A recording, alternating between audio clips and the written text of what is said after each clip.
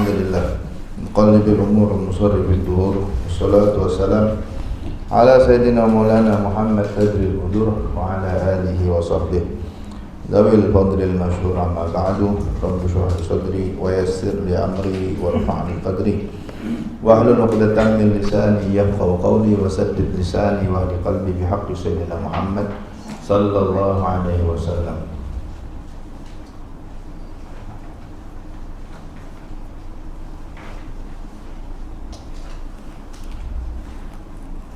Amma ba'du faqala al-mu'allif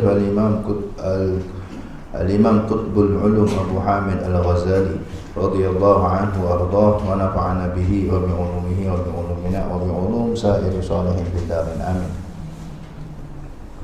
Berkata tuan pengarang kitab Bidayatul Hidayah Al-Imam Abu Hamid Al-Ghazali, semoga Allah meridai beliau, meridai kita, ibu bapa kita, guru-guru kita, zuriat kita, dan memberi manfaat, memberi berkat kepada kita di dunia dan di akhirat dengan ilmu-ilmu beliau, dengan kitab beliau ini, amin ya rabbal alamin. Di akhir bulan Rajab, hari terakhir bulan Rajab, yang juga merupakan hari kewafatan imam kita Al-Imam Asy-Syafi'i radhiyallahu anhu. Semoga Allah Subhanahu wa taala sentiasa meluaskan pusara beliau, melimpahkan rahmat ke atas roh beliau, atas jasa beliau sebagai imam besar mazhab kita Al-Imam Muhammad bin Idris Asy-Syafi'i radhiyallahu anhu. Beliau meninggal hari Jumaat, tuan-tuan. Hari Jumaat, hari terakhir bulan Rajab. Jadi ini hari kewafatan beliau. Kita hadiahkan satu Fatihah kepada beliau insya-Allah, ila ruhi al-Imam Al-Habrul Nafis Muhammad bin Idris Asy-Syafi'i radhiyallahu anhu. Syai'an lahu al-Fatihah. A'udzu billahi minasyaitonir rajim. Bismillahirrahmanirrahim. Alhamdulillahirabbil alamin. Arrahmanir rahim. Maliki yaumiddin. Iyyaka na'budu wa iyyaka nasta'in. Ihdinas siratal mustaqim. Siratal ladzina an'amta 'alaihim ghairil maghdubi 'alaihim waladdallin. Amin. Muka surat 114. Hah? Memuji diri sendiri. Nombor 5 Yang kelima, kata Imam Abu Hamid Al-Ghazali radhiyallahu anhu, jaga lidah kamu, jagalah lidah kita. Semoga Allah pelihara lidah kita dari yang kelima, memuji diri sendiri. Jangan suka puji diri sendiri. Sebab dalam hal ini Allah Subhanahu wa taala berfirman, "Fala tuzakku anfusakum huwa a'lamu biman ittaqa." Maka janganlah kamu menganggap diri kamu bersih. Jangan kamu membersihkan diri kamu. Mana puji diri sendirilah. Sebenarnya huwa a'lamu biman ittaqa. Allah lebih tahu siapa lebih bertakwa kepadanya. Tak payah kita nak masuk bakul angkat sendiri. Kita kat orang, saya ni baik, saya ni rajin, saya ni begitu begini-begini, tak perlu. Pernah orang bertanya kepada seorang ahli hikmah, apakah kebenaran yang buruk? Benda betul tapi tak elok. Kebenaran tapi buruk no. Lalu dia menjawab, pujian seseorang terhadap dirinya sendiri.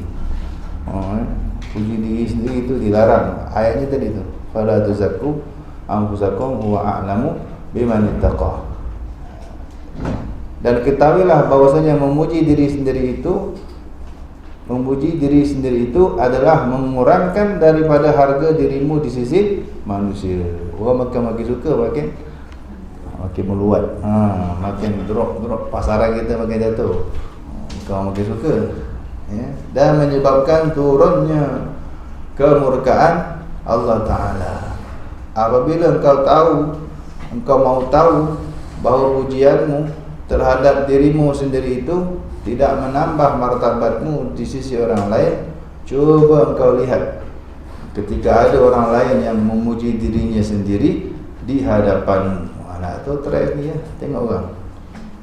Kita suka tak tengok orang puji diri sendiri, kita pun meluat. Sama juga kalau kita buat. Ia menyebut-nyebutkan kelebihan pangkat dan hartanya. Cuba engkau rasakan betapa beratnya hatimu menerima ucapannya itu. Seakan-akan engkau menerima suatu bebanan yang sangat berat. Setelah itu lidahmu akan mencacinya. Sebaik saja dia beredar dari sisimu. Itu lumrah. Nah, begitulah halnya apabila kau memuji dirimu sendiri di hadapan orang lain. Mereka sebenarnya mencela engkau di dalam hati mereka ketika engkau masih berada di hadapan mereka. Kemudian mereka akan mencela engkau pula dengan mulut apabila kau beredar dari sisi mereka. Ni basically kena faham ni semua, betul-betul. So basicnya tak payahlah nak cerita kelebihan diri sendiri, atau anak sendiri. Kadang-kadang tak cerita saya, bukan saya, anak saya sama saja. Kan? Orang tak suka tuan-tuan. Anak saya ni masya-Allah, anak saya ni anak saya. Orang dengar buat. Jadi memang tak bagus. Saya ingat dengan kita ni juga, tak tahu di mana ada pembahasan itu. Dilarang juga, tak digalakkan juga, dilarang juga kita puji-puji anak kita depan orang. Orang tak suka. Sama. Kalau itulah saya, kalau kita puji-puji anak kita kan, itu antara benda yang paling tak digalakkan. Tapi itu kata saya nak bahas sebenarnya ni. Okey, ini kata basically. Bagus juga ada pertanyaan. Saya baru nak bahas sebenarnya. Basicnya begini, pokoknya dasarnya kita tahulah elakkanlah. Cuma ini tak ramai orang bahas. Ada hadis Nabi SAW kata, Nabi sendiri puji diri sendiri, betul tak? Nabi SAW beberapa kali puji diri sendiri dengan sangat terpaksa. Tapi Nabi kata, ana awwalu man tanshaqqu anhul ardu. Aku orang pertama yang akan Allah bangkitkan dari kubur. Ana awwalu syafi' wa awwal musyaffa'. Aku orang pertama yang boleh beri syafaat. Aku orang pertama yang Allah terima syafaatnya. Ana awwalu man da'atil jannah. Aku orang pertama yang ketuk pintu syurga. Ana awwalu banyak puji-puji. Ana khatibul anbiya idza ijtama'u. Aku satu-satunya nabi yang boleh berpidato ketika semua nabi-nabi, semua manusia berkumpul di akhirat besok. Orang lain semua terdiam ketakutan. Aku satu-satunya yang boleh menjerit, ummati ya Rab. Ana mu'ti ghadan asy-syafa'ah idza aisu. Aku orang yang boleh beri syafaat ketika semua orang putus asa untuk beri syafaat. Banyak hadis-hadis yang Nabi SAW puji di Nabi sendiri. Padahal untuk orang lain, kau jangan hati-hati. Sebab orang lain tak selamat daripada ni apa panggil? Hati kotor.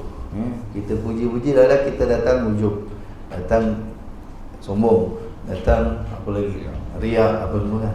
Kita tak ada jaminan. Nabi ni masya-Allah, Nabi, wali, ramai juga wali-wali yang memuji diri sendiri. Contoh kalau baca kisah-kisah awliya, kisah sahabat, ramai saja yang memuji diri sendiri. Apa salah doa tu? Syekh Abdul Qadir Jailani itu ada satu kasidah beliau buat, kalau tahu Google, Khamriyah nama dia. Kasidah nama Khamriyah. Itu penuh puji-pujian Syekh Abdul Qadir Jailani, ni wali besar, ketua para wali, untuk diri dia. Dia menceritakan semua kehebatan dia. Saya mengaji sampai saya jadi kutub. Semua wali-wali bawa tapak kaki saya. Mana nak cerita, pangkat mula tinggi. Mayat dah mati pun aku bagi boleh datang jalan jumpa aku. Contoh. Dia sebut kan. Kalau aku campakkan sirku kepada lautan pun akan surut. Kalau aku campak sirku ke atas gunung pun akan lebur. Apalagi panjang qasidah Khamriyah. Semua diceritakan kehebatan beliau. Dalilnya mana? Itu masuk dalam firman Allah surah Wadduha ayat terakhir, wa amma bi ni'mati rabbika fahaddits. Adapun nikmat Tuhanmu ceritakan. Itu yang banyak orang masuk Facebook tu, anak saya grad hari ni, alhamdulillah, syukur ya Allah. Apa lagi biasa buat kan? Dia seronok dengan nikmat yang Allah beri pada dia. Dapat kereta baru masuk Facebook, alhamdulillah. Dapat kereta baru, dapat rumah baru, alhamdulillah. Itu mengamalkan firman Allah surah Wadduha ayat terakhir. Wa amma bi ni'mati rabbika fahaddits. Adapun nikmat Tuhanmu, ceritakan. Tapi tetap dengan syarat hati dah bersih. Masa cerita tu tak ada niat langsung nak nyombong, tak ada niat langsung nak apa orang kata, nak nunjuk, tak ada. Murni, ni masalah ni. Kita dah bersih belum ni? Hati dah clear belum ni? Betul-betul murni, betul-betul pure ke? Kita buat ni betul-betul tahaddus bin nikmat. Yang tahu kita, orang lain tak tahu. Orang lain kerja kita tengok orang buat, kita sangka baik kan? Kita tengok orang buat kan, sangka baik. Jangan sangka buruk. Ni apa ni? Tak baca apa? Kita tak baca. Dia baca satu ayat je. Fala tuzakku anfusakum. Jangan puji diri kamu. Dia tak baca ayat tadi. Wa amma bi ni'mati rabbika fahaddits. Nikmat Tuhan cerita. Itu yang Nabi ceritakan. Apa yang Allah beri pada Nabi itu nikmat. Aku ni. Nabi sampaikan. Dan Nabi memang hati dah bersih. Wali-wali, sahabat-sahabat, kalau mereka cerita kelebihan mereka sendiri, itu memang hati mereka dah bersih. Mereka layak. Kalau kita tak pasti jangan. Kalau kita ni, aku tak tahu hati aku ni, aku mungkin tak selamat. Kita tahu kita lah kan. Aku dah jenis cepat kembang ke, cepat terkesan ke dengan pujian. Kita tahu kita, so jangan. Kalau kita tahu kita okey, tak ada masalah. Aku buat dah biasa lah benda ni, apa bukan nakkan pujian orang. Aku cuma nak berkongsi nikmat Allah, cerita kepada umat nikmat Allah ke atas aku, mengamalkan perintah Allah. Wa amma bi ni'mati rabbika fahaddits. Itu satu. Jadi mungkin dah jawab soalan tu, ya. Itu yang suka kongsi. Tapi Allah bagaimanapun, tetap Allah kata jaga hati. Hati kena sentiasa dipantau. Dia berubah sikit je, cepat-cepat kita istighfar, kawal balik, betulkan balik. Satu. Kemudian ada juga hadis Nabi SAW pernah beritahu, zakku anfusakum amam muridikum, kita ta'assau bikum. Bagi guru, bagi guru-guru, Nabi pernah pesan, pujilah diri kalian depan murid-murid kalian. Ada hadis, puji diri kalian depan murid-murid kalian. Supaya apa? Supaya murid mencontohi kalian. Itu tak salah. Kalau guru dia nak nasihat ke murid, dia boleh cerita kehebatan dia sikit. Atau semua nak cerita boleh. Supaya apa? Murid jadikan dia contoh. Kalau kita tak cerita, dia tak ada inspirasi. Bila kita cerita, jadi murid akan semangat, masya-Allah, untuk mencontohi. Tapi itulah tetap dengan syarat hati dah bersih. Tapi biasa guru dengan murid nak kerek dengan siapa kan? Guru dengan murid tak adalah niat nak nyombong apa pun kan. Biasanya memang niat murni tarbiyah. Ini biasa yang dengan orang awam ni, untuk cerita kelebihan tu biasa ada masuk benda-benda tadi tu. Na'udzubillah min zalik. So ada pengecualian juga. Ada masa boleh puji diri sendiri. Ya, pertama dengan niat tadi tahaddus bin nikmat. Bahkan Imam Sya'rani itu tulis kitab tebal 800 muka surat. Tuan-tuan bayang 800 muka surat. Semua menceritakan tentang nikmat-nikmat Allah ke atas beliau. Dia tulis 800 muka surat, tuan-tuan bayang. Wa mimma manallahu alaihi. Setiap perenggan beliau akan tulis wa mimma manallahu alaina.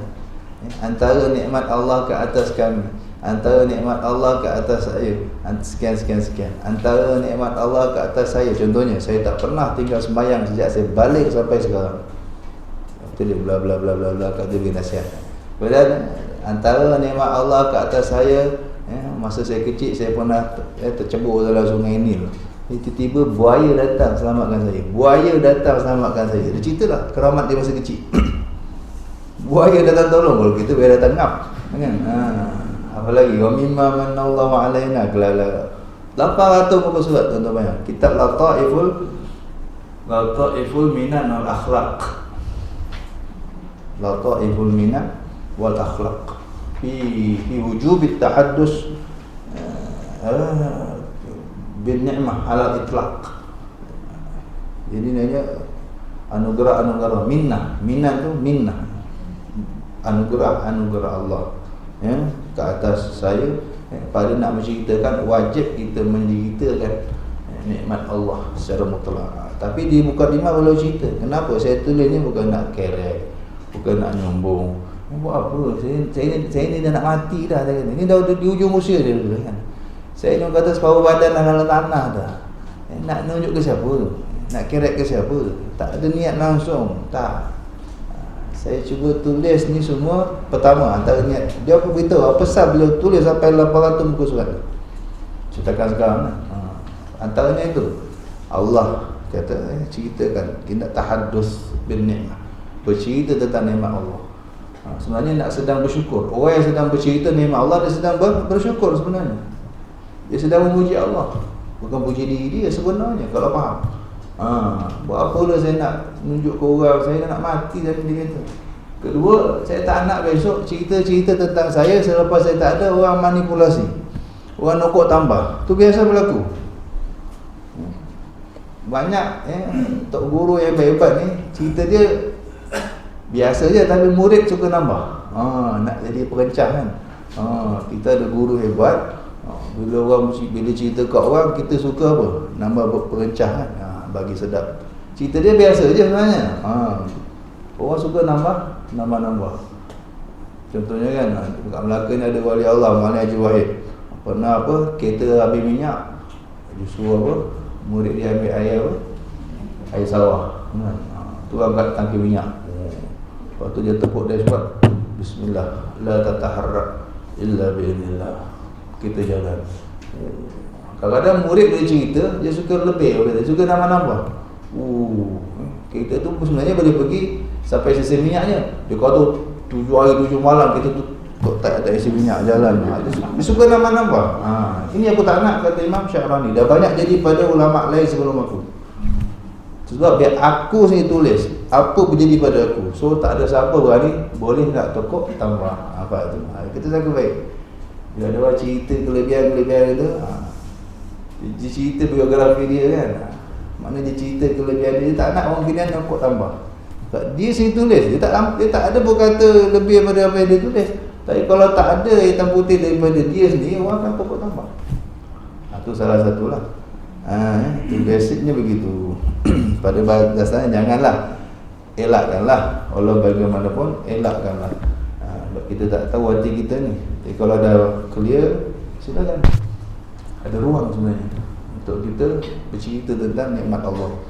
Tapi betul-betul tak ada niat apa pun. Jadi sebenarnya lebih niat pada bersyukur. Alhamdulillah. Kalau tak berani jangan. Pegang yang asas ini. Ya. Yang keenam, jaga lidah daripada melaknat. Melaknat. Jangan sekali-kali kau melaknat sesuatu daripada makhluk Allah. Laknat ni kalau bahasa kita carut dah. Bahasa kita jadi kau mencarut tu, maki amun.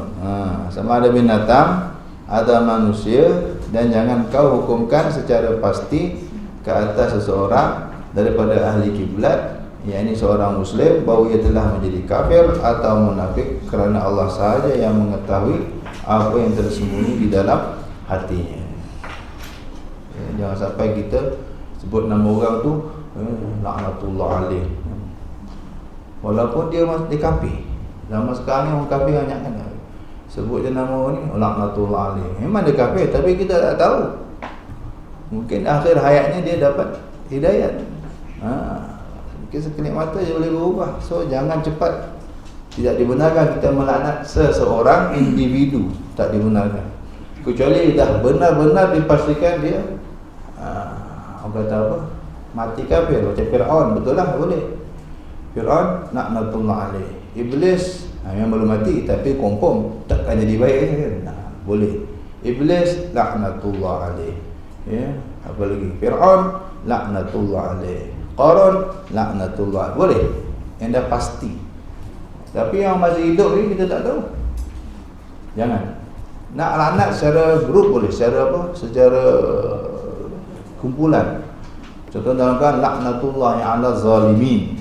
Semoga Allah laknat orang-orang zalim. Itu secara umum boleh. Laknatullah ala al-kazibin. Allah laknat Allah ke atas para pembohong. Secara umum. Tidak secara individu. Itu boleh. Laknatullah ala al-kafirin. Laknat Allah ke atas orang-orang kafir umum boleh. Tapi sebut satu-satu tak. Kecuali kita dah yakin mereka yang mati kafir, mereka tak akan dapat hidayah sebagaimana yang dibuat oleh Nabi SAW. Ketika sahabat-sahabat Nabi 70 orang hafiz Quran dibunuh dengan diperdaya oleh musuh-musuh Islam, beberapa kabilah yang menipu Nabi SAW. Maka Nabi 3 bulan, sebulan ke 3 bulan tak henti mendoakan laknat ke atas mereka. Jadi ulama kata macam mana Nabi doa laknat ni kan? Maka kata ulama, Nabi dah tahu mereka ni memang takkan dapat hidayah. Sebab ada yang Allah beritahu dia ni memang takkan dapat hidayah. Dah boleh laknat. Dari mana yang Allah tak beritahu, Nabi takkan melaknat dia. Ya. Kita tak sekitar siapa nak beritahu. So jangan laknat siapa-siapa. Secara umum boleh. Maka jangan kau campur tangan dalam urusan antara mereka dengan Allah. Dan ketahuilah bahawa pada hari kiamat nanti kau tidak akan ditanya kenapa kau tidak melaknat. Kalau laknat pun laknatullah alaih. Kalau kita sebut tu 2 saat atau 1 saat. Kalau ganti baca selawat lagi bagus. Kan buat pahala pun. Tak ada suruhan pun. Sebut ni, kau sebut Fir'aun kau mesti sebut laknatullah alaih. Tak ada siapa kacau gitu. Iblis kau kena sebut laknatullah alaih. Tak ada siapa kacau pun. Tak sebut pun tak apa. Itu Allah takkan tanya pasal apa kau sebut Iblis 10 kali. Tak sebut laknatullah alaih, Allah takkan tanya pun. Walaupun Iblis, apalagi orang lain. So tak ada keperluan laknat. Macam orang Syiah. Orang Syiah dia buat wirid tu. Orang Syiah dengan wirid dia, zikir dia tu, sebut nama Siti Aisyah akan ada laknat. Sebut nama Sayyidina Umar, laknat. Sebut nama Sayyidina Abu Bakar, laknat. Dia jadi macam apa? Pahala bagi dia. Syiah. Na'udzubillah min zalik. Jadi kita tak perlu pun. Di hari kiamat kau tak akan ditanya kenapa kau tidak melaknat fulan min fulan. Kenapa kau duduk diam saja daripada menyebut kejahatannya. Bahkan kau tidak akan ditanya kenapa kau tidak pernah melaknat Iblis seumur hidup. Allah. Faham? Kalau kita laknat pun Iblis tak terkesan pun. Kita kalau orang maki kita, orang kutuk kita, orang serap, orang apa maki hamun kita 3 kali hitam kita tuan-tuan. Yang kata kita pokok pun, tumbuhan pun. Orang buat kajian kan, kau pergi kat pokok, kau maki hamun hai kat pokok tu, celaka kau pokok, jahanam kau pokok. Jajalah, hari-hari pergi kat pokok, cakap yang tak elok pada pokok, tengok mati pokok tu, kering ni. Tapi sebaliknya, pergi kat pokok, cakap yang elok-elok ke dia. Hailah pokok, bila kau nak buah? Gitu aku dengan kau pokok, nak tengok kau punya buah kan? Besarlah pokok, kau ni cantik lah pokok. InsyaAllah pokok tu cantik. Sambil-sambil sirah pokok tu bercakap dengan dia. Kajian membuktikan pokok tu akan tumbuh apa? Tumbuh cantik. Apalagi anak. Kalau anak kita tumbuh membesar dengan baik, cakap baik-baik dengan dia. Jangan cakap tak elok. Anak sedang membesar macam pokok. Nabi dah ajar secara basic, maka ana yu'minu billah wal yaumil akhir falyaqul khairan aw liyasmut. Siapa percaya di kiamat, siapa percaya pada Allah, cakap yang baik-baik. Tak boleh cakap baik, tak boleh buat, diam. Tu je. Tak boleh cakap baik, diam. Tak nak cakap baik, diam. Tak ada pilihan kedua. Tak nak cakap baik, diam. Bukan kata saya tak cakap baik, saya dia cakap kasar je. Tak ada. Tak boleh cakap baik, diam. Diam lagi bagus daripada kita cakap tak elok. Apalagi anak. Kalau nak maki pun maki yang elok-elok. Bertuah punya budak macam mamak kita dulu kan. Tak kita jadi baik. Dia nak marah kita, bertuah punya budak. Sebat-sebat juga kan. Tapi doa dulu kan. Bertuah punya budak. Betul-betul buat tuah kita. Kita lah yang bela dia pasal dia dah tua macam ni kan. Kita lah yang banyak tolong dia. Berkat mulut dia. Dia kalau marah macam mana anak pun, cakap dia baik. Ingat hadis Nabi SAW. Anak bulan puasa nanti. Wabil khusus bulan Ramadan nanti. Lagi dia hati-hati. Marah macam mana pun, doa yang baik-baik. Macam berlaku kepada Imam Mekah kan, Imam Sudais itu. Masa kecil nakal tu. Mak dia, bapak dia nak buat kenduri, dia beri tabur pasir atau apa, atau kambing golek ke apa. Potong banyak kalau kita dah pun nak masak. Orang tabur pasir atau apa, atau makanan, memang kuiruk darah kau. Tapi mak dia, Masya Allah, mak dia marah. Tapi apa, mak dia sumpah dia apa. Apa mak dia cakap mak dia halau juga, kau pergi tak ingat lebih kurang, pokoknya mak dia sumpah dia apa, wahai Imam Masjidil Haram lah, pokoknya gitu. Tertuah punya Tok Imam contoh kita lah, bahasa kita kan, anaknya tu uang hajau punya Imam Masjid Al-Azim ni contoh lah kan. Besok insyaAllah anak jadi Imam Masjid Al-Azim, Masjid besar ataupun Masjid Negara kan, apa-apalah cakapnya, marah-marah juga tapi cakap yang baik-baik. Budak ni, mufti ni, apa kan, wali ni kan, wali Allah ni kan, cakap marah-marah juga tapi cakap yang baik-baik. Hari ni siapa jadi? Satu dunia duk semayang belakang dia, Imam Masjidil Haram, Dr. Abdul Rahman Sudais. Satu dunia makmum dia, berkat doa mak. Kecil nakal tu. Tapi mak dia asal makiamunya Imam Masjidil Haram. Imam Masjidil Haram. Itu yang selalu pulau. Betul-betul itu. Jadi jangan cakap benda lain. Ini apa yang kita cakap tu jadi doa. Apalagi mak. Sebab kita dikatakan kita ni kuat tidur sebab apa? Mak kita tu memang suka suruh kita tidur. Tidur. Asal nak masak je, tidur. Tidur. Tak maksudnya tidur. Ada kita sampai sekarang kuat tidur kan. Kuat betul tidur. Betul kuat. Makbul doa mak kita kan. Silap kata ulama ni, silap sikit je. Andai tidur tu diganti dengan apalah. Jadi dah gitu. Kita nak apa tu kan? Kita nak anak kita jadi apa? Ditawan. Rugi kan, wali. Al-Imam Muhammad Al-Fatih penakluk Konstantinopel itu mak dia gitu. Betul suruh tidur tapi ada doa. Tidur cepat. Besok kau pergi takluk Konstantinopel. Tidur. Cepat besar, besok kau takluk Konstantinopel. Tidur. Cepat besar, besok kau takluk Konstantinopel. Betul dah besar jadi panglima Sultan, bahkan Sultan Muhammad Al-Fatih penakluk Konstantinopel. Itu sejarah dia. Maknya mulut yang main. Kita tu kalau nak anak kita jadi apa? Kan? Tidur. Biar cepat besar. Tidur. Biar cepat besar. Jangan tidur. Mana buat kerja? Tidur. Mana masak? Tidur. Tidur mana tidur gitu. Tak ada apa iringan doa lain. Tidur. Biar cepat besar jadi mufti. Tidur. Biar cepat besar jadi ahli hadis. Tidur. Biar cepat besar jadi da'i kan. Tidur. Biar cepat besar jadi apa gitu kan, hafiz Quran kan. Gitu. Doa, ucapan tu doa. Lidah sebut jangan, hati-hati daripada kau melaknat, cakap tak elok, itu yang akan jadi. Nauzubillah min zalik. Tukar. Kau tak akan ditanya dengan demikian pada hari kiamat nanti. Tapi jika kau telah melaknat seseorang, maka kau pasti akan ditanya, kenapa kau laknat dia? Kau dah mendoakan keburukan pada dia, maka janganlah kau melaknat apa sahaja dari makhluk Allah ini, apalagi anak kita. Nabi doakan, rahimallahu imra'an a'ana waladahu ala birri. Semoga Allah merahmati seseorang yang bantu anaknya untuk jadi anak baik.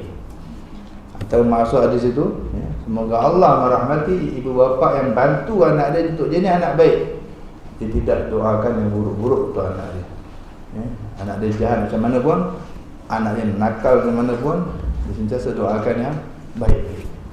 InsyaAllah jadi anak soleh. Ya, bertuah kau anak, ya, bertuah kau anak, bertuah kau anak, ya, wali Allah kau anak, oh soleh kau anak. Dia cakap yang baik, walaupun dia disakiti, dia tetap bantu anak dia untuk jadi anak baik. Kalau dia kutuk, oh inilah, menyesal aku beranak dengan kau. Kecil-kecil tak nak mati, dah bersaudarakan aku. Kalau aku tahu aku dah pijak-pijak. Itu lagi bantu syaitan. Oh, syaitan kata, wah senang kerja kita ni. Ya, tak payah. Banyak kerja kita dah settle ni. Nak create budak ni jadi kita punya geng. Anak derhaka, sama-sama masuk neraka. Nauzubillah min zalik. Faham kan itu? Nabi doakan mak bapak yang boleh sabar sikit. Rahimallahu imra'an. Nabi doakan rahmat, seseorang yang bantu anak dia, tolong anak dia untuk jadi anak baik. Jangan tolong syaitan. Jadi nakal macam mana pun, cakap yang baik-baik, doa yang baik-baik. Allah, maka janganlah kau melaknat apa saja daripada makhluk Allah ini. Kita rosak, jangan maki kita. Jalan-jalan terlanggar batu diwakil jangan. Jangan. Itu syaitan akan makin membesar kalau hadis sebut. Syaitan akan makin membesar. Tapi bila kita tidak melaknat, dia jadi kecil. Sesungguhnya Rasulullah sallallahu alaihi wasallam tidak pernah mencela makanan. Makanan pun Nabi tak pernah kutuk. Yang rendah, yang tidak sedap. Bahkan apabila beliau baginda sallallahu alaihi wasallam berkenan, beliau akan memakannya, dan apabila beliau tidak berkenan, beliau sallallahu alaihi wasallam meninggalkannya dengan tanpa mencela. Dia kena sabarlah. Allah. Yang ketujuh, mendoakan celaka bagi orang lain. Hati-hati, jangan sampai kita mendoakan kecelakaan, keburukan bagi orang lain. Maka dalam kau memelihara lidahmu daripada mendoakan kecelaka terhadap siapa sahaja daripada makhluk Allah ini. Dan jikalau ada seseorang yang menzalimi engkau, maka serahkan urusannya kepada Allah, kerana ada disebutkan di dalam sebuah hadis, innal mazlum la yad'u ala zalimihi hatta yukafi'ahu thumma yakunu lidh-dhalim fadlun indahu yutalibuhu yawmal qiyamah. Sesungguhnya orang yang terkena zalim itu, biasanya dia akan mendoakan celaka ke atas orang yang menzaliminya, sehingga suatu kecelakaan yang dibalakan ke atas orang yang zalim itu melebihi daripada balasan yang patut diterimanya. Salahnya satu, kita doakan dia celaka tiga. Orang tu buat jahat kat kita sekali, kita doakan dia hari-hari. Sampai dia dapat lebih dari apa yang sepatutnya dia buat kat kita. Akhirnya apa jadi? Maka orang yang pada mulanya zalim tadi, akhirnya telah menjadi kena zalim pula. Hati-hati dengan doa kita. Kita tak tahu kesan doa kita. Mungkin sekali doa makbul, dua kali doa makbul lagi, tiga kali doa, tiga-tiga makbul. Sedangkan dia buat jahat kita sekali je. Macam kita tak tahu. So sebaiknya jangan doakan keburukan kepada siapa pun. Kalau kita dizalimi, serah pada Allah. Serah pada Allah. InsyaAllah. Maka orang yang mulanya zalim tadi telah menjadi kena zalim pula. Lalu ia menuntut haknya. Nanti dia akan tuntut haknya pula pada hari kiamat, nanti ke atas orang yang kena zalim yang mula-mula, yang mendoakan celaka ke atasnya tadi. Itu kita tak tahu. So diam saja. Orang buat jaga kita, serah pada Allah. Jangan balas dengan doa. Ini basic. Walaupun sudah kita ada juga sahabat yang pernah mendoakan keburukan kepada orang yang berbuat jahat kepada mereka, seperti Sayyidina Sa'ad bin Abi Waqqas. Sa'ad bin Abi Waqqas itu pernah minta doa ke Nabi SAW. Ya Rasulullah SAW, dulu doakan saya supaya doa saya mustajab. Macam mana saya nak kalau saya doa apa aja terus dapat? Apa Nabi pesan? Atib mat'amak. Makan yang elok-elok. Jangan makan haram, jangan makan subhat. Pastikan yang masuk perutmu semua tayyib, halalan tayyiban. Semua ni kau boleh confirm, takun mustajab da'wah. Confirm kau jadi doamu mustajab. Sayyidina Sa'ad amal, jaga makan. Akhirnya terkenal. Dia jadi orang yang doa apa aja terus dapat, doa apa aja terus jadi. Sampailah dia usia tua, dia kena fitnah. Ada orang tuduh dia ambil hak tanah orang, padahal bukan pada tanah dia. Dia tak buat apa, dia ikut difitnah. Saya Sa'ad marah. Bukan marah pribadi, tak marah kerana orang ni kurang hajar dengan ulama, orang ni kurang hajar dengan sahabat Nabi SAW. Marah kerana agama. Ini banyak orang tak faham cerita ni. Ulama dah jelaskan. Saya Sa'ad marah bukan pribadi, marah atas niat agama ni. Jadi kita tengok, kalau kita tengok ada ulama kena maki, kita tak boleh diam. Dia sedang maki syiar Allah kan, khalifah Nabi, kita kena bela. Kita tengok apa saja pun kita tak boleh diam, kita kena marah atas dasar agama, bukan peribadi kan. Maka beliau pun doakan orang tu dapat bala. Sebenarnya orang tu jadi gila dan mati dalam tanah dia sendiri yang didakwa Sayyidina Sa'ad ambil tanah tu. Mustajab doa Sayyidina Sa'ad. Yang mustajab. Jadi orang tak faham kenapa Sayyidina Sa'ad mendoakan keburukan. Itu untuk pengajaran. Nabi juga pernah doakan keburukan kepada setengah orang kan, untuk pengajaran pada orang lain. Tapi ngam satu-satu. Tak ada kalau kita 1-10 kita balas kan. Orang banyak 1, kita 10 kita doakan. Takut terlebih. Mereka tidak, mereka sangat faham. Jadi kalau tak reti dah tak payah. Tak reti aku. Tak payah buat lah. Serah pada Allah, pandai Allah lah. Nak buat macam mana kat orang-orang ni semua.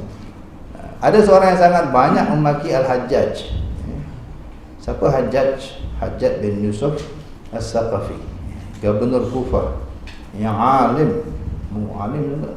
Hajjaj bin Yusuf, dia alim tapi banyak membuat kezaliman. Alim, zalim.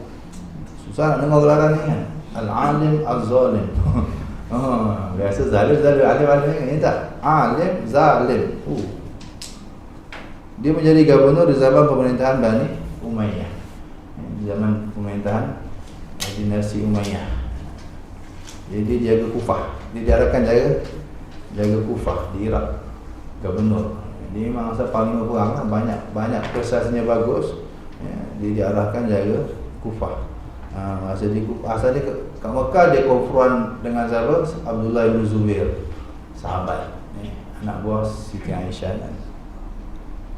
Bunuh sampai perang besar di Mekah tu. Habis kat Mekah dia buahal kat Kufah pula. Tak peduli tu. Dia ni urusan politik, siapa yang ganggu politik dia, mengancam politik kestabilan dia, tangkap. Tak ada usul periksa. ISA pun lagi bagus. Dia lagi dahsyat daripada ISA ni. Dapat berita je dia orang potensi ni nak jatuhkan tuan, tangkap, jail. Cukup masa pancung.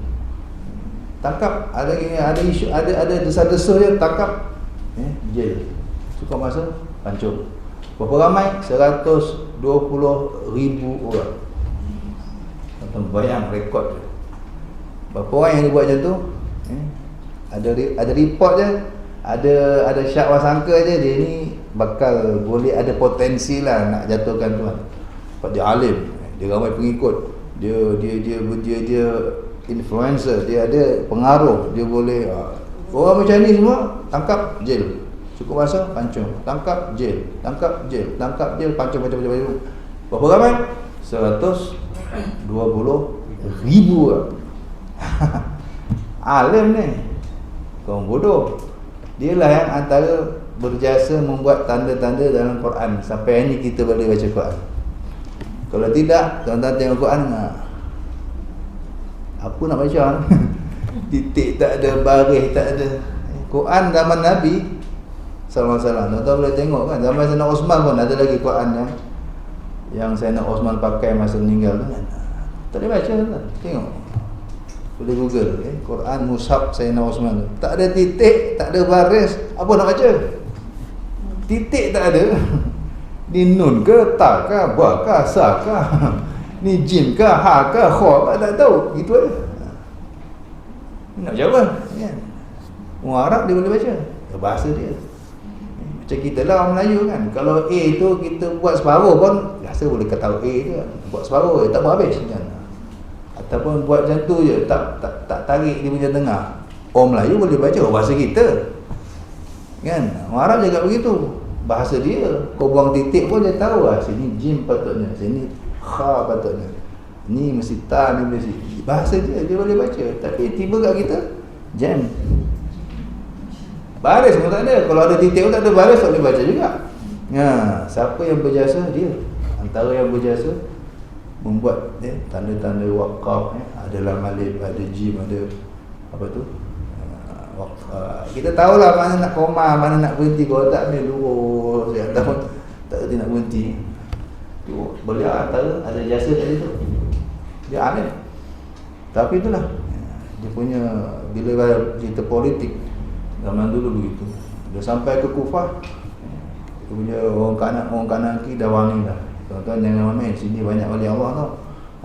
Sini orang sini ramai yang kalau doa je masin tu terus jadi. Tuan senang-senang dia doakan terlengkap. Tak ada hal dia. Buat majlis kenduri besar lah. Dia jemput semua orang di Kufah tu kan. Dah apa balik semua. Dia kata sekarang aku dah takut dah. Aku dah tak takut dengan doa siapa pun. Pasal apa? Makanan haram, syubhat dah masuk dalam perut dia orang semua. Tadi aku jamu tu, semua makanan syubhat haram. Semua dah sedap. Jamu kan makan ada kambing, ada sate, ada apa pun kan. Kita asal orang nyebut janji sedap kan, tak tanya pun. Jadi aku dah tak takut. Mulai hari ni aku tak takut doa siapa lagi dah. Mana dia tahu? Ya alim. Kan, apa rahsia doa mustajab. Tak nak bagi mustajab doa, makan masukkan benda-benda kotor ni kan, benda-benda syubhat atau haram. Dia buat. Lepas tu dia buat ni tu. Dia tak tahu kan. Dia ingat semua wali dia boleh apa? Boleh makan. Dia tak tahu ada wali yang depan makanan syubhat gigil. Berdepan. Abu Yazid Al-Bustami wali besar kan. Kalau duduk depan makanan haram, makanan syubhat, orang nak pegang tret. Ada apa? Dia punya uratnya apa? Bergetar. Tret. Tahu dah. Takkan sentuh. Wali tu gitu, orang jaga.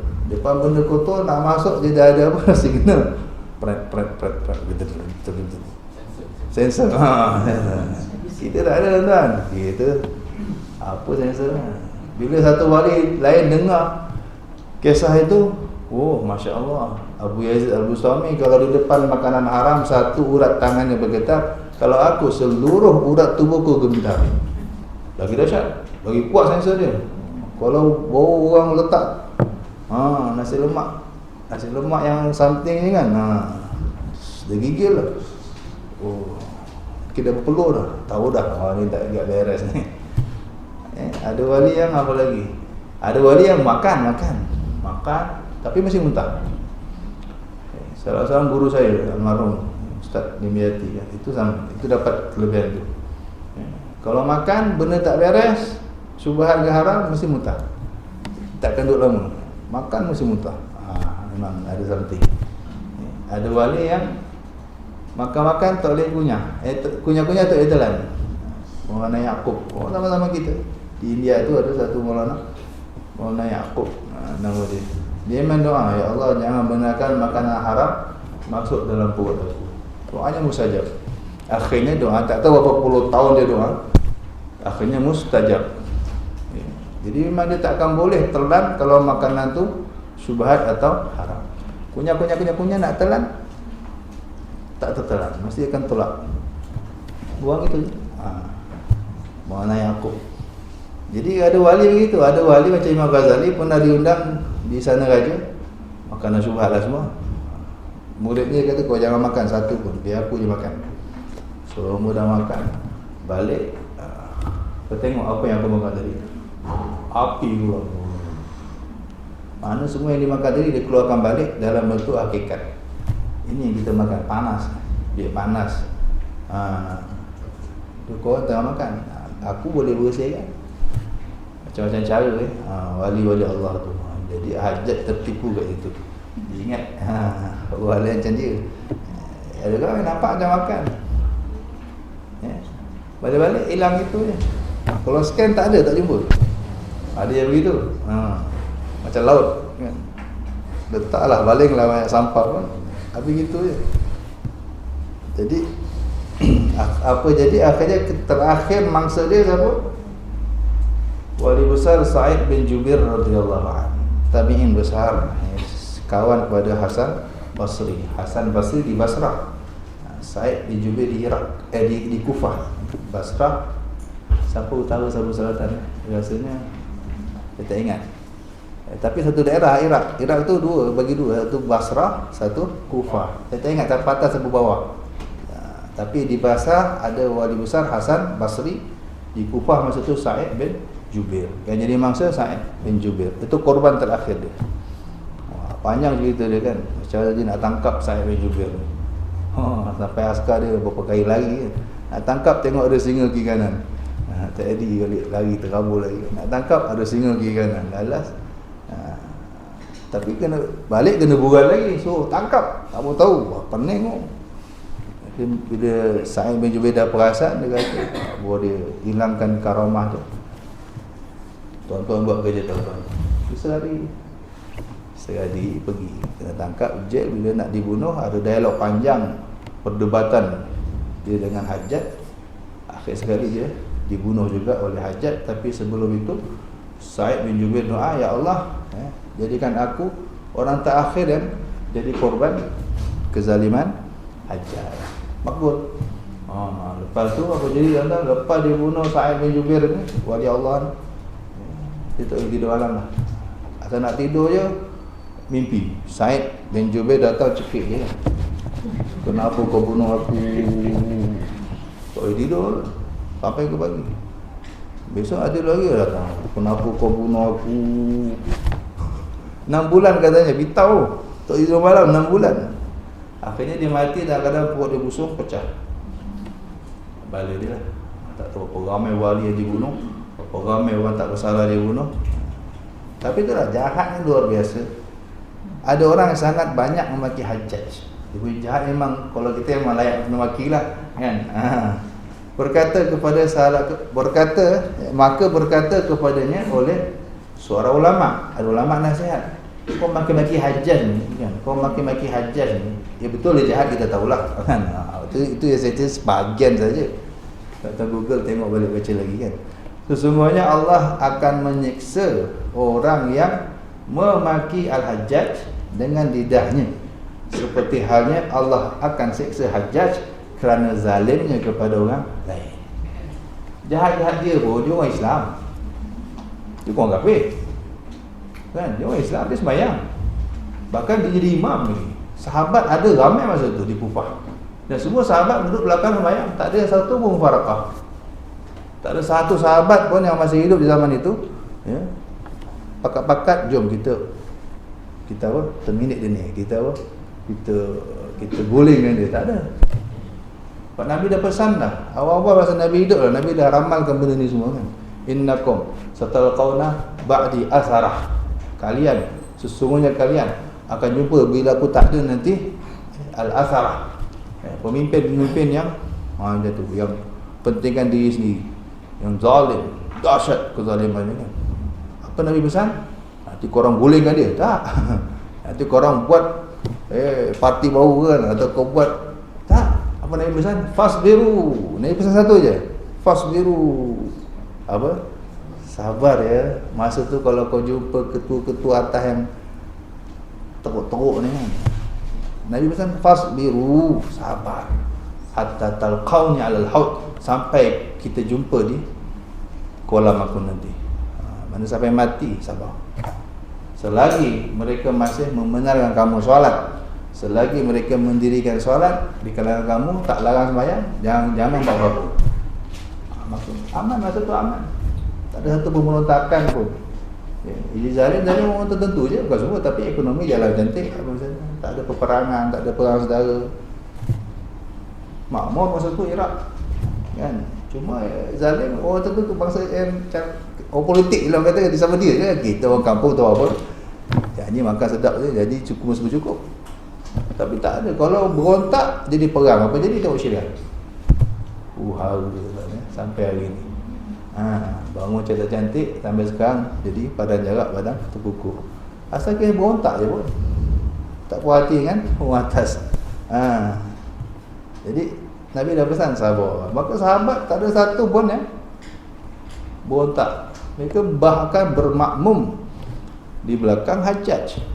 Jahat macam mana pun Hajjaj, dia orang Islam, alim pula tu, bacaannya bagus. Nabi dah pesan, sallu khalfa kulli bar wa fajir, sembahyanglah di belakang imam yang baik maupun tidak baik.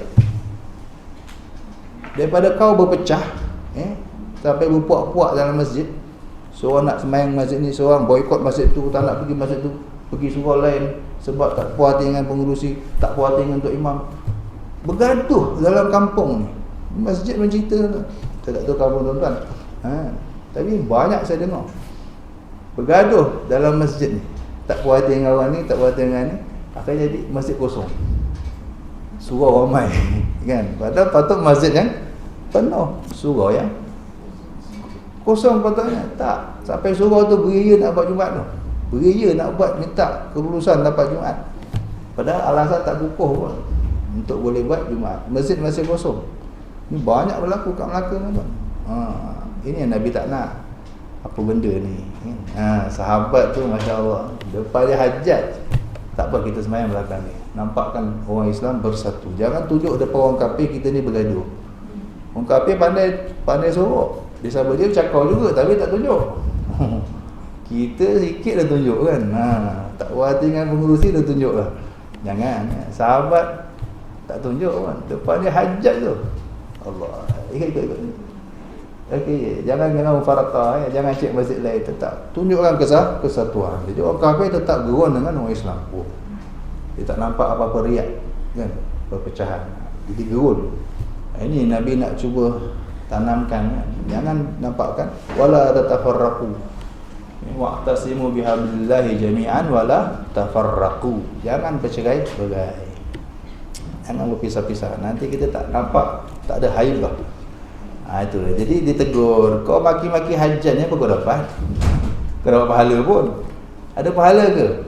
Kita cerita buruk dia, tak ada pahala pun kan. So tak payahlah. Moga kalau dia orang Islam, moga Allah ampunkan dia.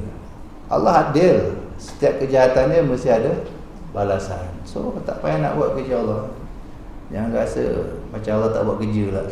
Tak payah cerita lebih-lebih. Bila orang ni maki lebih-lebih, dia sound kan? Ulama nasihatkan dia, Allah akan seksa tau orang yang terlajak maki Hajjaj ni. Kita tak tahu, mungkin salah dia 100, kita maki 10. Tak balance. So kita tak nak kira kan berapa salah dia, berapa kita maki dia, tak pernah kira pun. Ni hati-hati, Allah adil. Allah sangat-sangat adil. Satu orang tumbuk kita lempang dia 100 kali kan. Dia tumbuk kita sekali je. Allah adil. Maka kisos tak dimulakan dibuat sebarangan. Dia mesti melalui proses mahkamah. Ada dia punya prosedur dia untuk kisos. Betul, kita tumbuk orang patah gigi, betul kita ada hak kisos. Kita nak patahkan gigi dia. Bukan kita boleh terus kisos, tak boleh. Naik mahkamah dulu, hakim akan siasat, tengok ni boleh kisah ke tidak, gigi mana patah. Kalau agak-agak tumbuk balik, gigi tu juga kena ke atau kena gigi lain. Dah cukup dah sahatan rapi, baru boleh kisos. Kita tak nak terlebih. Tapi kalau maafkan lagi bagus, maafkan je lah. Serah pada Allah. Wallahu a'lam. Itu yang ke-7. Hati-hati menggunakan lidah. Jangan sampai kita buat benda-benda yang nampak macam tak ada apa-apa, tapi ingat ada perhitungan nanti. Kita ingat normal kita maki orang kan. sebab dia jahat, kita boleh maki dia. Betul, berapa jahat dia, berapa kita maki dia, dah balance belum? Ni kita tak pernah fikir. Berapa banyak dia buat jahat, berapa kali kita ngumpat dia. Kurang-kurang satu-satu kan. Sekali jahat, sekali lagi kita ngumpat, dah lah. Ni tidak, buat jahat sekali tu je kita hai-hai ngumpat dia. Apa hak? Apa hak kita? Ingat, Allah adil. Orang tu akan petikai, aku buat jahat sekali je Allah, tapi dia maki aku sampai mati. Kan? Aku nak tuntut juga. Wah, kacau. Ini akan menjadi hajat, akan tuntut orang yang maki dia lebih daripada apa dia buat. Tu tak payahlah. Gunakan masa maki itu untuk baca Quran. Masa yang habis untuk maki kamu tu gunakanlah baca selawat. Lagi faedah kan. Wallahu a'lam. Ada soalan? Tak ada.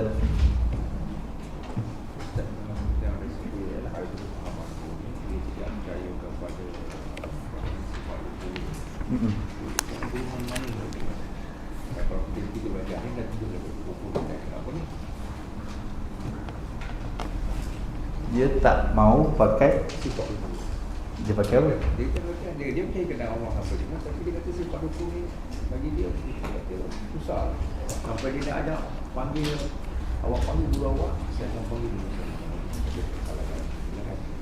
Pada zahirnya sifat 20 ni bukanlah kemestian, cuma kalau dah diputuskan oleh ulama yang namanya Ahlus Sunnah wal Jamaah.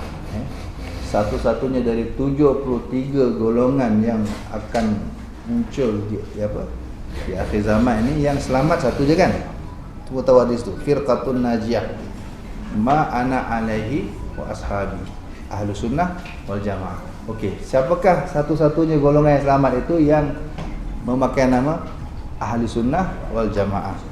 Ulama telah definisikan humul Asy'ariyah wal Maturidiyah. Sifat 20 lah. Orang yang berpegang dengan sifat 20. Makna yang tidak pegang dengan sifat 20 tak masuk dalam dikhawatiri. Ini masih pendapat ulama. So kita tak kata nas, cuma dikhawatiri saja. Kita nak ikut siapa kalau ulama? Sayyid Murtada Az-Zabidi menyatakan takrif bila disebut Ahli Sunnah wal Jamaah, mereka adalah Asy'ariyah Maturidiyah. Penganut kalau dalam akidah mereka berpegang kepada Asy'ariyah Maturidiyah sifat 20. Kalau dalam tasawuf mereka pegang kepada Junaid Baghdadi, Imam Ghazali. Dalam fiqh mana salah satu dari 4 mazhab, Syafi'i, Maliki, Hanbali, Hanafi. Ini takrif Ahlus Sunnah wal Jamaah menurut Sayyid Murtada Az-Zabidi, pensyarah kitab Ihya, ulama besar. Dan ramai ulama setuju. Tapi masih dalam pendapat ulama. So kita pula jangan mudah-mudah mengatakan yang tidak mahu Asy'ariyah, tak mahu belajar sifat 20, sesat ada neraka. Jangan mudah gitu. Mereka pun yang luar Syiah pun kata dia Ahli Sunnah. Syiah pun dakwa dia Ahli Sunnah Jamaah. So untuk kita, alhamdulillah, siapa nak pegang Asy'ariyah Maturidiyah, dia telah berpegang dengan Ahli Sunnah wal Jamaah menurut tafsiran majoriti ulama.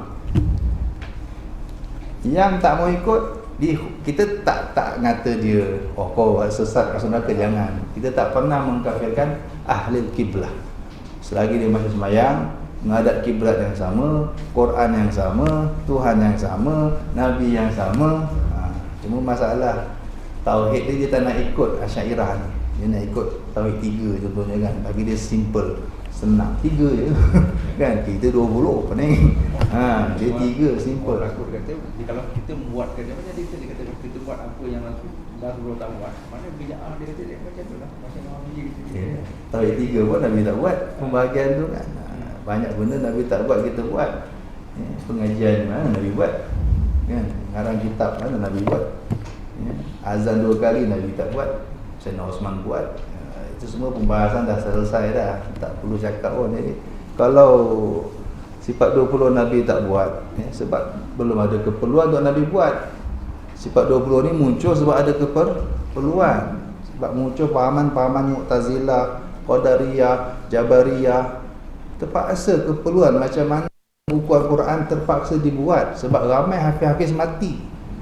Kalau tak zaman Nabi dah buat lama dah. Sebab saya Abu Bakar agak nak apa? Nak Quran tu nak jilid, nak kumpulkan Quran. Nabi tak buat lagi, kata risau juga. Nabi tahu siapa? Belum ada tuntutan. Hafiz masih ramai. Tak ada isu mati kan, tak ada isu susah nak hafal Quran. Kalau Quran bersepah-sepah pun sanggup pergi cari. Kau ada surah Yasin tak? Aku nak hafal, minta sikit lagi. Pinjam. Okey pula. Kau ada surah Baqarah? Ada. Sanggup orang dulu. Sekarang cuba tu. Yang ada 3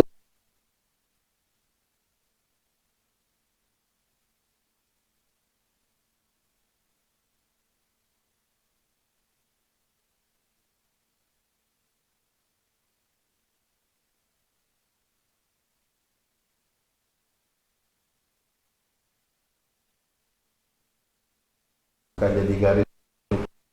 Tak ada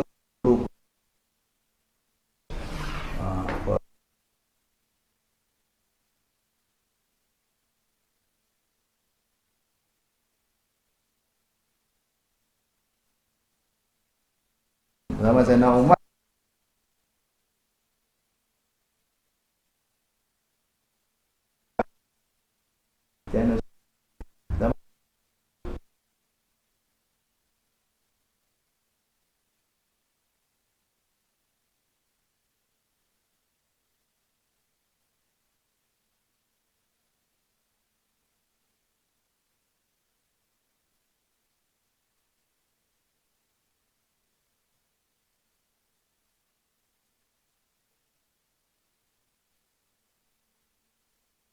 maki Sayyidina Umar, kau ni Nabi tak buat. Ya, semua doakan rahim nawwarallahu qabra Umar, moga Allah terangi pusara Sayyidina Umar masajidana, sebagaimana dia telah mencahayai masjid-masjid kita di bulan Ramadan. Mendoakan lagi kebaikan. Kena faham konsep bid'ah tu. Jadi sifat 20 kena faham muncul kenapa, dibuat, di-create atau dibuat benda baru ni kenapa? Sebab nak tangkis pahaman-pahaman tadi tu, Mu'tazilah, Jabariyah, Qadariyah, kan? Maka lahirlah Asy'ariyah, Maturidiyah, yang lahirlah sifat 20. Ahlus Sunnah wal Jamaah. Tidak terlalu jauh, tidak ke Jabariyah, tidak ke Qadariyah, tidak Mu'tazilah, dan macam-macam lainlah. Kalau kita baca Asy'ariyah, Maturidiyah punya kitab, semua sebenarnya ialah tangkisan-tangkisan kepada pahaman-pahaman tersebut. Itu je. Itu tak perlu dibahas pun, tak perlu dijadikan isu pun. Nah, orang tak tahu je. Kalau yang maki Hamun ni kata yang kutuk sifat 20, tanya, awak dah baca banyak kitab sifat 20 ni? Dia pun tak pernah baca pun mungkin. Siapa? Kitab dia. Dia baca kitab dia je kan. Lepas tu tersalahkan kitab kita pula. Tahu tak sejarah dia? Kenapa kitab ini disusun? Kenapa sifat 20 ni dirangka sebegitu kemas? Sebab munculnya pahaman-pahaman tu. Abul Hasan Asy'ari tu, dia buat 13, muridnya sempurnakan lagi tu 7. Siapa Abul Hasan Asy'ari? 40 tahun jadi Mu'tazilah. Dia 40 tahun Mu'tazilah. Mertua dia pun Mu'tazilah. Tapi Allah sayang, satu mimpi saja, mimpi Nabi SAW. Dalam mimpi tu suruh dia keluar. Dengan kecerdasan dia, 40 tahun jadi Mu'tazilah. Mu'tazilah ni memang orang paling banyak guna akal. Memang cerdas betul. Dia tahulah semua selok-belok kelemahan, kerapuhan, kerancuan mazhab Mu'tazilah itu. Dia duduk situ 40 tahun. Maka dia dah lama dia nak tukar, tapi bila mimpi tu lagi semangat. Jadi so jangan kalau satu tahu tak ada masalah pun. Terserahlah macam maulid Nabi. Kenapa sahabat tak buat? Nak buat apa? Nabi depan mata. Nabi depan mata nak buat maulid guna. Selepas Nabi dah tak ada, ramai orang dah lupa Nabi. Sampai anak kita saya, jangan kata anak kita, orang kita pun. Saya interview satu pegawai calon pegawai syarak. Nama mak Nabi siapa? Temenung dia. Mak Nabi tak kenal, umur 60 tahun ke 70 tahun. Nak jadi pegawai syarak tu, tuan bayang. Mak Nabi tak kenal. Khadijah pun.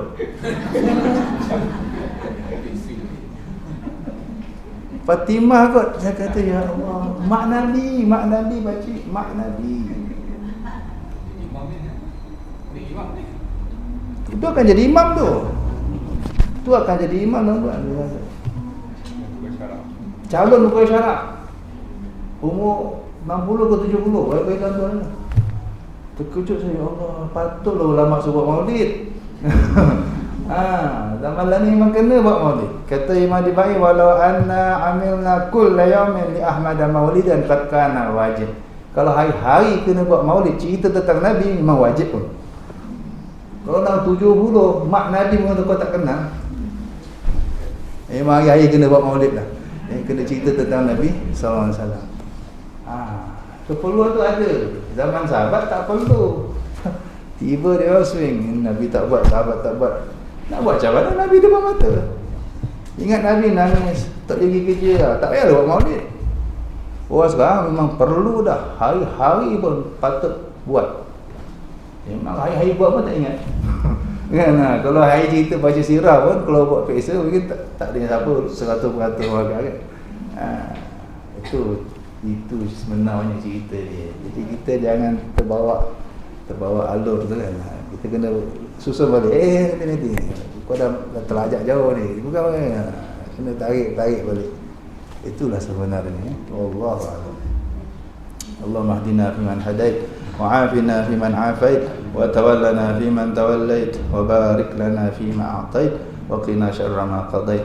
Allahumma barik lana fi Rajab wa Sya'ban wa ballighna Ramadan. Wa sallallahu ala sayyidina Muhammad wa ala alihi wa sahbihi wasallam. Alhamdulillahirabbil alamin. Bisirril Fatihah. A'udzu billahi minasy syaithanir rajim. Bismillahirrahmanirrahim. Alhamdulillahirabbil alamin. Arrahmanir rahim. Maliki yaumiddin. Iyyaka na'budu wa iyyaka nasta'in. Ihdinas siratal mustaqim. Siratal ladzina an'amta 'alaihim ghairil maghdubi 'alaihim waladdallin. Amin. Subhanakallahumma wa bihamdika asyhadu an la ilaha illa anta astaghfiruka wa atubu ilaik. Assalamualaikum warahmatullahi wabarakatuh.